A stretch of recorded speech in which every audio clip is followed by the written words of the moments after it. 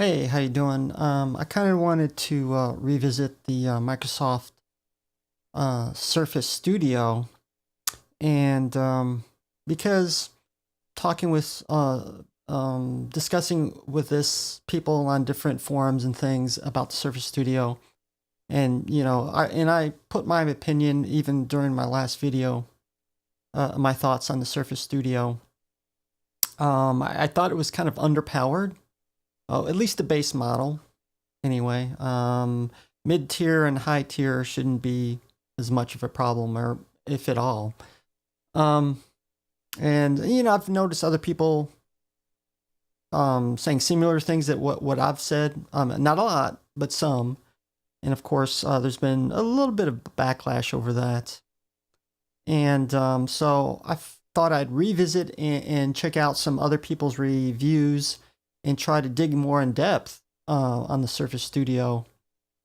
And this is kind of what I found. In particular, looking at obviously I can't buy the Surface Studio and assess it myself because it's I just don't make that much kind of money to review things or buy things of that cost.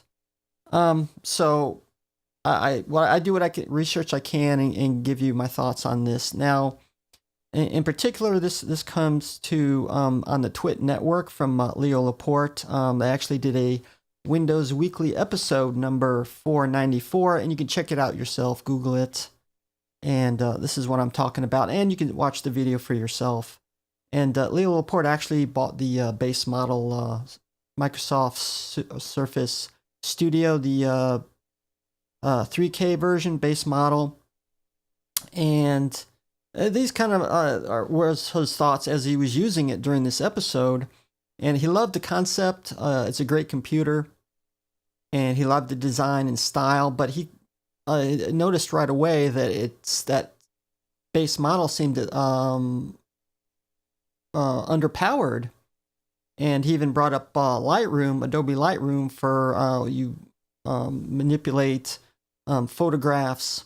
So he was running Lightroom and noticed it was quite laggy and slow, especially when he put the photographs full screen. Switching between them took like 5 seconds, and then he'd be trying to manipulate it. I noticed that they were lagging really badly, and this kind of goes back to what I said about particularly at least the base model is I noticed some of the specs, and system RAM's only 8 gigabytes of RAM, and it kind of made me question right away. I'm like, most modern operating systems usually need a minimum of 8 gigabytes of RAM. Now, checking into Windows 10 that it runs, it does mention for a 64-bit operating system you need at least 2 gigabytes, but of course they're usually you need at least twice that. You can always add more RAM, but then you got to think as well. I mean, well, think about the applications. So looking into Adobe Lightroom, it was showing you need a minimum. I think it's 2 gigs of RAM as well.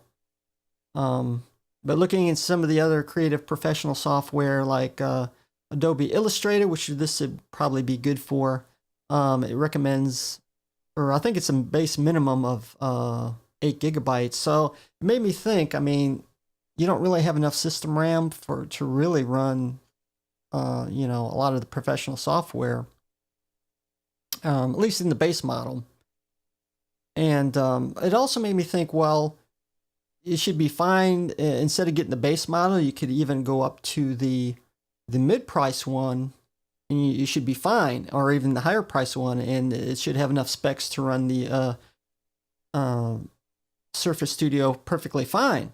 But doing a little bit of research, I was expecting going to the middle-priced Surface Studio that you'd be using a more powerful graphic card, but actually you only have 2 choices of graphic cards.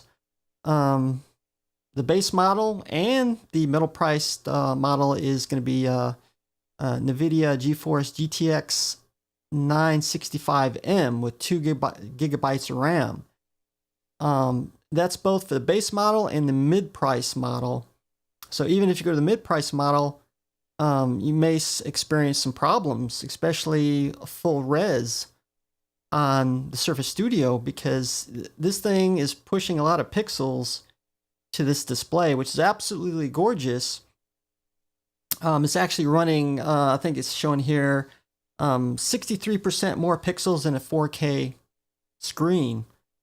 So it kind of made me question, maybe perhaps system RAM and or the graphic card may not be powerful in at least the base model. And if it is tied to the graphic card having problems with pushing full res photos, especially in some of these cameras can run, you know, as high as maybe 30 megapixel photos, depending if they're raw or whatever. So now it may even be a worse problem. I'm not saying it's a problem, but we'll see. Time will tell. Now, if you're running the highest priced model, which comes in at $4,200, you shouldn't have any problem at all. It is a GeForce GTX 980M with 4 gigabytes of video RAM. So, you know, that kind of goes what I said about perhaps it being underpowered for a lot of things for the price you're getting. And I said in my first video, there are probably better options for your money, perhaps.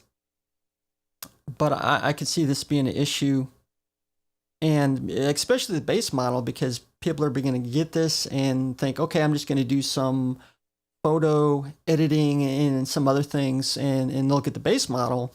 And even if they're running Lightroom and experience these lag issues, that's really unacceptable for a $3,000 based computer if you can't even run, you know, creative software. Which may also be a problem with the mid-price version if it's running the same graphic card for the same high resolution screen. I don't know. We'll see. Like I said, I did have my doubts. It seemed to be a bit unrespect. We'll see once it comes out more and more. But I thought it was kind of interesting watching that episode on the Twit network of Windows Weekly. So it kind of confirms in some ways, perhaps it is underpowered as far as the base model. So I think the base model is definitely not going to be really for creative professionals. You probably have to at least jump to the mid-priced. Hopefully that additional RAM, it doubles the RAM from 8 to 16 gigabytes. The top model is 32, so that shouldn't have any problem with that much RAM. So give me your thoughts on this new video and what you think on this video. So thank you.